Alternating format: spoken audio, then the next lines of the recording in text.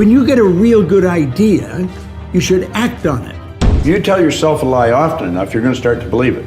Overcoming fear is one of the greatest moves a person can make. Top 10, I got a top 10. Got my motivation high for my top 10. Gotta learn from the wise women and men. All my life, like 9 to 9. For my top 10, top 10, 9 to 9. This one's for my top 10. Hello there and welcome. Do you know, almost everyone has a great idea, and they're going to execute their great idea. I have all kinds of people come to me, I've got a great idea I'd like to share with you. What they do is they want me to execute their idea. Why don't they execute their idea? When you get a real good idea, you should act on it. People have ideas of starting a business. I've started a number of different businesses. Question is where to start. You start where you are, and you start with what you've got. That's all you need. When you start where you are and with what you've got, and you bring your mind to focus on that idea, you will attract everything to you that you need. You are taught, seek ye first this kingdom in its righteousness, and all these things will be given to us. See, when you learn to focus on something, you get on a frequency. And when you're on that frequency, you start to attract whatever you want. You may not have any money. You may not have the resources that you need to execute, to build it into something big. That doesn't matter. All the resources that you need to do anything you want to do is already here. But you've got to get in touch with them. You've got to get in harmony with them, and boom, you'll rush them into your life. You'll attract the money, the people, the thoughts, the things, everything you need, you'll attract to you. So where do you start? You always start where you are, and you start with what you've got. Don't be looking at what you don't have. Think of what you do have. Fall in love with your idea and get it rolling now. If you tell yourself a lie often enough, you're going to start to believe it. And way around 1900, William James said, believe, and your belief will create the fact. It's got to be believed. You've got to believe it. And if there's no belief, it ain't going to happen. See, when you believe it, you're encased in the idea. You fuse with the idea. And that makes all kinds of things happen. When you believe it, there's no quitting. You never quit. It doesn't matter what happens. You don't quit. Quitting is never an option. The people that quit, they never really bought into the idea in the first place. See, you get it on three levels. The second you think of something, you've got it intellectually. When you get emotionally involved, you've got it on a spiritual or emotional level. Well, then that expresses itself through the body. Body's just an instrument of your mind. And so when you really buy into it, you literally fuse with it. Neville said you fuse with it. And this causes all kinds of things to happen. You're dealing with electronics. You're dealing with energy. Like the second you think something, that's all you need. See, you live on frequencies. You think on frequencies. Your phone operates on frequencies. And it's like magic. You're in Romania, are you? Right. I'm in Toronto. Yes. If I've got your number on my phone, I could take a picture of something, hit it like that. You've got it in Romania. Simultaneous with me sending it. Because when you get into the mind, there isn't any time or space. It's just immediate. Yeah. Well, you're living on frequencies. Now, when you think of something, what you've done is you've flipped your brain onto a higher frequency. The very fact you can see it is all the proof you need to know you could get it. What you have to do is raise your love consciousness to that frequency. And then you will attract whatever's on that frequency. All the good you need to manifest the idea. Overcoming fear is one of the greatest moves a person can make. First of all, we have to ask ourselves what causes fear. Fear is caused by ignorance, not knowing. And if we're going to go and do anything new, if we're going to break out of a paradigm, if we're going to change habit patterns, we're wandering into an area we've never been. And you know, fear stops most people. You'll find people afraid to talk to a stranger. You'll find individuals afraid to stand up and ask a question in front of other people. You'll find salespeople afraid to make a sales call, afraid to ask for the order. Stop and think of how confining that is. A person is putting themselves into a small cell, but it's in their own mind. The doors aren't locked. They can open, and you can walk away to freedom. If you learn to overcome fear. When you face fear, it leaves you. Face the thing you fear, and it'll leave you. That's really the secret of it. In fact, if you hold yourself back because of fear, your life actually comes to a stop, because nothing gets better than it is. You've got to be courageous. Now, courageous people aren't without fear. Courageous people are the ones that face their fear. I think Eddie Rickenbacker pointed that out, the great pilot. Don't let fear stop you. Make up your mind you're going to step out and do it. Stop and think of the number of people that are in jobs that they don't like and they're afraid to leave. Or people in relationships that are destructive and they're afraid to leave. This is a terrible way to live, and it's not necessary. It's just caused by ignorance. And when we step out and do something, we gain an awareness. We develop an understanding. And like that, the fear is gone. Make up your mind that fear is not going to stop you from doing the thing you really want to do. Step out and do it today. When I was 26, I had a man that sat down with me, and he said, "Why don't you change the way you're living?"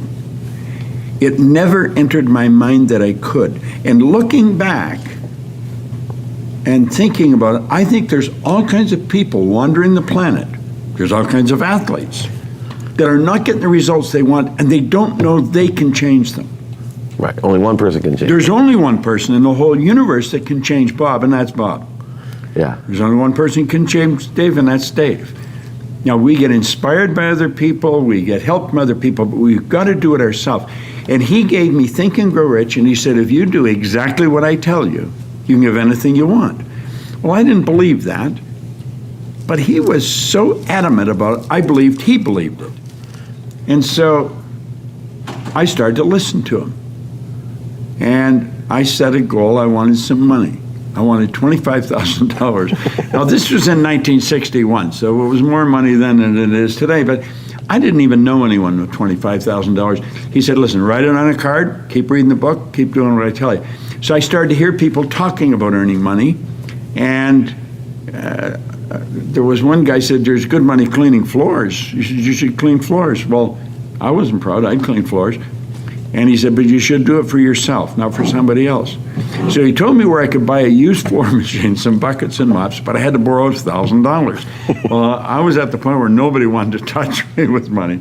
And I often say, I wouldn't have lent it to me. Right. Because I wouldn't pay it back. Not that I didn't want to, I just couldn't. But I found a guy and he lent me the $1,000. When you borrow, excuse me, because Yeah. I have a question, because I know you.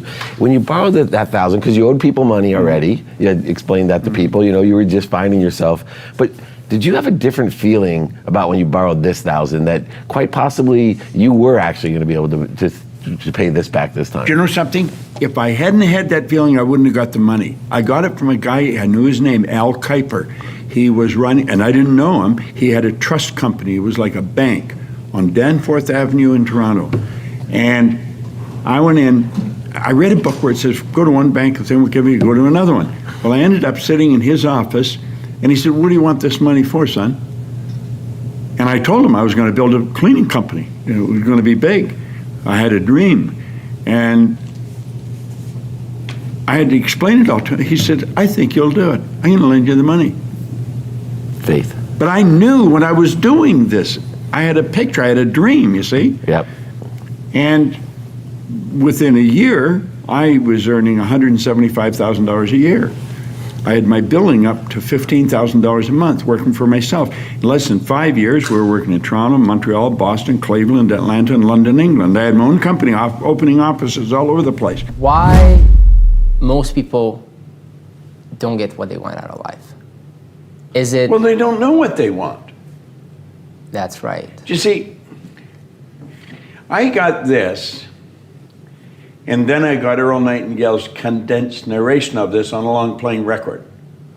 And I'd listen to that record over and over and over again. One day, I was in the business, in the cleaning business. I had salespeople. And I had them listen to this record. Every morning we listened to this record. And one day I said, I'd love to meet him. And I didn't know who Earl Nightingale was. He was a voice on a record. That was it. I didn't even know where he lived. And a young guy that worked with me, he said, no, you wouldn't. He said, if you wanted to meet him, you'd go and meet him. I thought, damn, he's right. So I phoned, and I got an appointment with him. Now, at the time, he was the most listened to man in the history of the broadcasting industry. He was a radio broadcaster. And not an easy guy to get to, but I got to meet with him for an hour. I flew to Chicago. I spent an hour with him. And when I was leaving, I said, Earl, what's the big deal? What's it all about? He said, there's no big deal. He said, it's very simple. He says, simply decide what you love to do and then dedicate your life to it. He said, the problem with most people, they don't know what they love to do. They never take the time to sit and ask themselves. What they're doing is trying to, I think I can earn good money here. I could do it. It's where can they earn some money? It's not what they love to do. Well, I was sitting there. Now, I had offices all over the place. I had a lot of people. I was earning a lot of money. And I got excited because I knew exactly what I wanted to do. I wanted to do what he was doing. And I made up my mind sitting in his office. That'd be somewhere around 1965. That I was going to go back and I was going to work with him. And in 1968, I moved to Chicago. I left my own company. I moved to Chicago and I started to work with him. Patience is a virtue. I suppose it probably is. But I think patience, real patience, is an expression of deep understanding. You see, everything happens when it's supposed to happen. Everything in this universe happens by law. We set targets and we need things to happen. We need something to come or someone to do something. And frequently we get frustrated because it isn't happening when we think it should happen. Our problem is we're not thinking. We believe we're in charge. We are not in charge. We are in charge of building the idea and holding the idea. Everything else happens automatic. It happens by law. All ideas have a gestation or an incubation period. I'm told when we plant a carrot in the area of the world that I live, it takes approximately 70 days for that carrot to grow and manifest in form. When the seed for the baby's planted, it takes approximately 280 days. And we're usually patient. We will wait the 280 days. Why? Because we know it's going to take approximately 280 days. Well, just because we don't know how long it's going to take doesn't mean that it isn't operating by the same laws. Everything operates by law. So if we gain an understanding that all the ideas in our mind will ultimately move into form, that's what Andrew Carnegie taught Napoleon Hill. Carnegie was Hill's mentor. He said, any idea that's held in the mind, that's emphasized, that's either feared or revered, will begin at once to clothe itself in the most convenient and appropriate form available. You might want to listen to that 2 or 3 times. Burn it into your mind. Gain an understanding of it. And you will know that whatever you're working on takes a period of time. No one knows what the gestation period is for an idea. We only know we can shorten it through concentration, through focus. And when you understand that, you will become more patient. And when you're more patient, you're living in a much more beautiful vibration. You'll be a more pleasant person to be around. You will enjoy yourself more. Patience. It's the result of understanding. If you really analyze your beliefs, you'll change them. Right. I had a friend one time, I was trying to figure out where do beliefs come from. Because all religion and all science will tell you got to believe it. William James from Harvard, 1900, he said, believe and your belief will create the fact. So belief is an interesting word. You got to believe it. And I was having lunch with a mentor one time, and he said, Our belief system is based upon our evaluation of something. Frequently, if we reevaluate a situation, our belief about that situation will change. It was like bells were going off my head because I was trying to understand belief. How do you change your belief? Well, he told me it's through reevaluation. And so I started to evaluate myself and reevaluate what I was doing. It took me 9.5 years, but I figured out why I changed. And it was the repetition of information. Thank you. You're in sports, you know, it's repetition. Yep. Repetition, repetition. Well, but practice doesn't make you perfect. Perfect practice makes you perfect. There's a big difference. Great point. And so I found that the part of our mind that controls our behavior is not the part of our mind that gathers information. School deals with the part of your mind that gathers information. And so we gather all kinds of information, and if we can remember it, they give us a test, we pass the test, we get the degree, and we're educated. That's not education at all. That is gathering information. Education, as Hill pointed out, comes from the Latin educo, meaning to reduce, to develop, or to draw from within. We have genius in us. We have absolute perfection in us. And what we have to do is learn how to tap into that, to let it out. But we have a part of our mind that controls our behavior, and that's where a paradigm is. And the paradigm literally controls our behavior. I don't care what you're doing. If you're not altering the paradigm, you're not going to improve your results. There's so much about ourselves we never learn. The part of our mind that controls us is our intellect, or our subconscious, where the paradigm is, but we're trained to live through our senses. We're trained to go by what we see, hear, smell, taste, touch. And we've got to understand that we've got this genius within us, and if we will consciously gain an awareness, an understanding of how to alter the paradigm that's controlling our behavior, when we learn that, we can start to improve life, just like that. And there's no end to what we're capable of doing. We're conditioned genetically. All mom's DNA and all dad's DNA becomes our DNA. There's two particles of energy come together, that's the moment of conception. 280 days later, we make our debut on the planet, then we're programmed by our environment. Because our subconscious mind, which is totally deductive, it has no ability to reject. The subconscious mind is immoral. It's like the earth. It doesn't care what you plant, but it'll return what you plant. Right. Earl Nightingale used a beautiful example in The Strangest Secret. He said, you can plant nightshade, a deadly poison, not a 16th of an inch away. You can plant corn, a sweet food. One will grow with just as great an abundance as the other. And that's the way your subjective mind works. You put the wrong idea in, it will grow. Put the right idea in, it will grow. We have the ability to change what's in there. We did not program it. It was programmed through genetic history. We're the confluence of a genetic pool that goes back for generations. That's at birth, and then environmentally. And we have the ability to alter all that. Any success I've had because I've got great mentors. And I'm a good student. Now, until I was 26, I was a terrible student. When I picked up this book, I became a great student. I've got thousands of books. I have an office at home in my home. It's got a couple of thousand books in it, and then I built a studio, and I've got a couple of thousand books in the studio. And I love reading. But the success that I've enjoyed is because of the mentors or the coaches I've had. I would do exactly what they tell me. And if I coach somebody today and they don't do exactly what I tell them, I don't coach them anymore. Just like that, it's all over. It's not ready. Well, it's not that only that they're not ready, but if I'm going to coach somebody and they're not doing what I tell them, I'm wasting my time and theirs too. Now, if they want to waste their time, that's their prerogative. I'm not going to waste mine. You know, forgiving is one of the most freeing concepts anybody can ever get involved with. Most people look at forgiveness as helping the other person. Somebody hurts you, somebody does you wrong, but you're going to forgive them. You're going to be kind to them. It has nothing to do with the other person. It has to do with yourself. That's really what it has to do. See, forgiveness is a cleansing concept. It's clearing the mind of all negativity, clearing the mind of anything that might go wrong. It's a very freeing concept.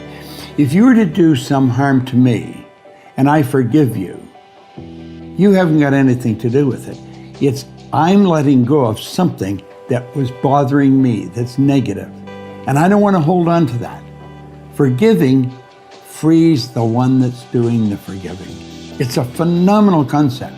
Forgive means to let go of completely, abandon, let it go. Don't hold on to it. You know, if somebody does you wrong, you have to ask yourself, wonder why they would do that. There's something bothering them. They're not really trying to hurt you. It's something that's bothering them. Let it go. Just forgive it. Forgive the idea. And I guarantee you'll feel a lot better. One of the greatest hang-ups that people have is the belief in themselves. They suffer from something called self-doubt. Many years ago, I read something. It was by Ralph Waldo Emerson. It was his essay on self-reliance. That's what we want to do. We want to rely on self. And in that, he said, there would come a time in every person's education when they'd realize that envy is ignorance and imitation is suicide. So many people look at someone that's doing very well, possibly in the same field they're in, and envy them. Do you know what that's saying? That's saying, I don't know that I have the same mental faculties you've got. I'm drawing on the same potential that you're drawing on. There is only one mind. I don't know that. So I'm going to envy you thinking you can do something I'm not able to do. The truth is, if you can do it, I can do it. Envy is ignorance. It's not knowing that. And he said, imitation is suicide. Do you know that nothing in this universe would move in the precise order it moves in your absence? That's true. Everything in the universe is essential. You take any part away from anything, it's not complete. And everything in the universe moves in a very precise way. So do you see, we shouldn't even want to be like anybody else because we are unique. We are truly unique. There's something about us that you'll never find in another person. We're unique. And we've got the godlike ability to think. Now, what is self-doubt? Self-doubt is the opposite of self-confidence. Confidence comes from understanding. Like I would imagine you're confident you can drive your car. In fact, you're so confident that you'll be talking to somebody on the phone, you'll get in the car, you'll start the car, you'll drive, and you'll drive maybe 4 or 5 blocks, not even being aware of what you've done. It's all done automatic. Your concentration is on the conversation you're on. Now, when you first got in a car, you couldn't do that. The car was probably jumping all over the place, and you thought you'd never learn how to drive it. But you learned how to drive it. Now you're quite confident. You're confident that you can get dressed when you get up in the morning.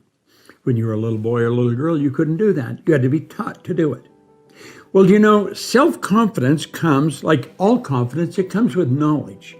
And the more you study you, the more you understand who you are, the more confident you'll become in your ability to do whatever it is you're doing. And you'll know that if you lack confidence in an area, it's because you lacked information in that area. Never doubt yourself.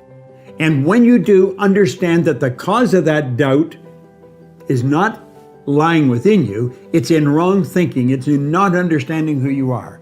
Study yourself.